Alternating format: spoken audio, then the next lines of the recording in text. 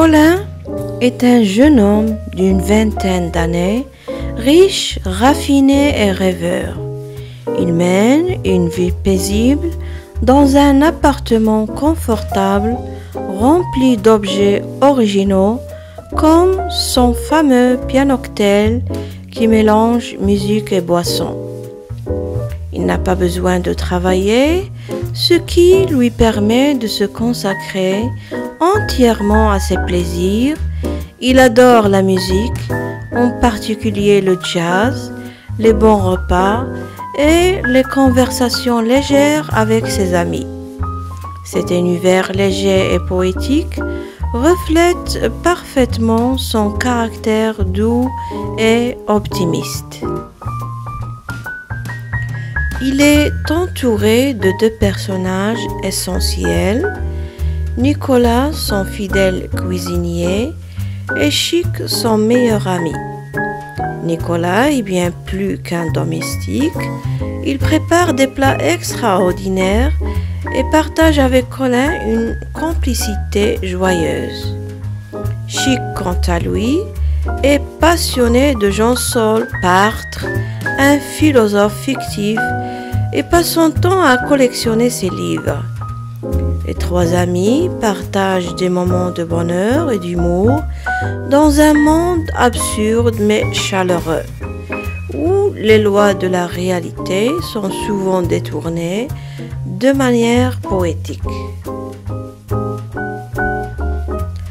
Cependant, malgré ce confort matériel et affectif, Colin ressent un vide intérieur.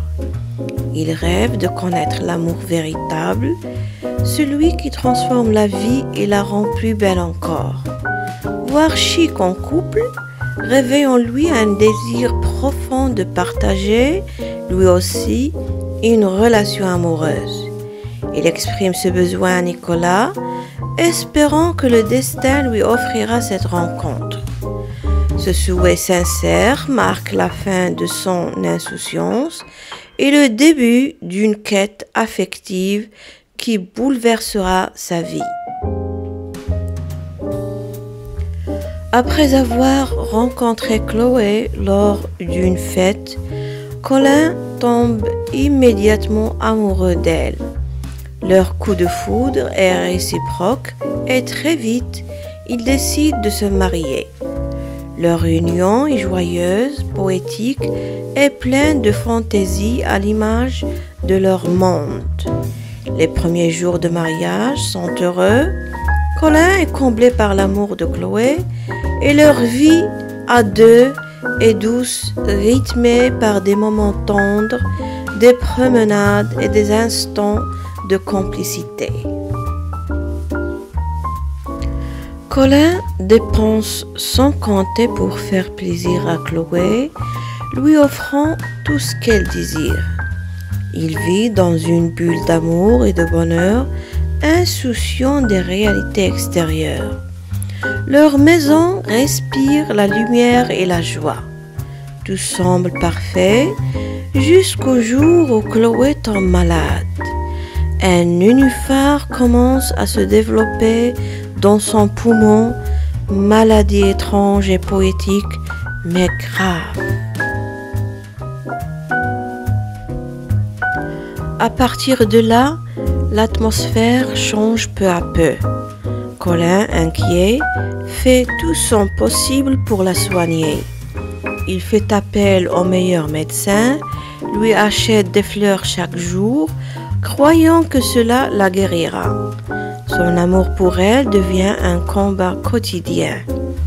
Il commence à s'endetter, vend ses biens et abandonne petit à petit le confort et la légèreté de sa vie d'avant.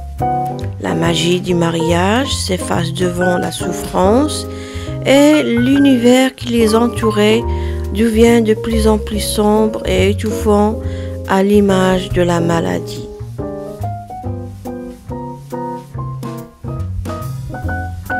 Malgré tous les efforts de Colin, la santé de Chloé ne cesse de se dégrader. Le nénuphar dans son poumon grandit, étouffant peu à peu sa vie. Colin ruiné ne peut plus lui offrir de soins efficaces. L'amour qu'il lui porte reste intact, mais il ne peut qu'à l'accompagner doucement vers la fin. Les funérailles de Chloé sont à l'image de l'univers du roman, étrange, triste et plein de symboles. Colin, anéanti, suit le cortège funèbre dans une ville devenue grise et glaciale. Il pleure en silence, vidé de toute force. La cérémonie est simple, sans éclat, comme si la beauté avait disparu avec Chloé. Le cercueil est déposé dans une église froide où même les prêtres semblent indifférents. L'enterrement de Chloé est décrit de manière étrange et bouleversante, mêlant absurdité et brutalité. Les porteurs chantent à la salade, une comptine joyeuse en décalage total avec la gravité du moment. Le cercueil est manipulé sans ménagement, un déclic se fait entendre, le couvercle s'ouvre et le corps tombe dans la fosse avec craquement sinistre.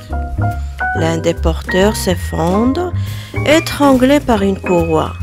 La scène presque irréelle traduit un monde devenu froid, mécanique et sans compassion, où même la mort perd toute dignité. Après la mort de Chloé, Colin est confronté à une série de drames qui achèvent de le plonger dans la solitude. Chic, totalement absorbé par sa passion pour Jean-Saul Bartre, refuse d'abandonner ses livres malgré les supplications d'Alice. Désespérée et furieuse, Alice assassine Jean-Saul Bartre, espérant ainsi libérer Chic de son obsession. Puis, elle incendie plusieurs librairies pour détruire les ouvrages de l'écrivain. De leur côté, les autorités poursuivent Chic pour non-paiement de ses impôts. Et lorsqu'elles viennent pour l'arrêter, il résiste. La police l'abat alors chez lui. Peu après, Nicolas découvre le corps sans vie d'Alice devant une librairie en feu.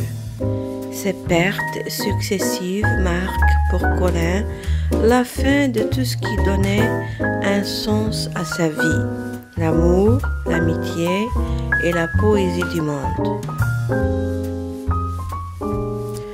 Ainsi, à travers la scène bouleversante où la petite souris grise se laisse mourir dans la queue du chat, et celle à la fois étrange et émouvante où 11 petites filles aveugles chantent en marchant, Boris Vian clôt son roman sur une note poétique et tragique où l'innocence se heurte à la cruauté d'un monde sans pitié.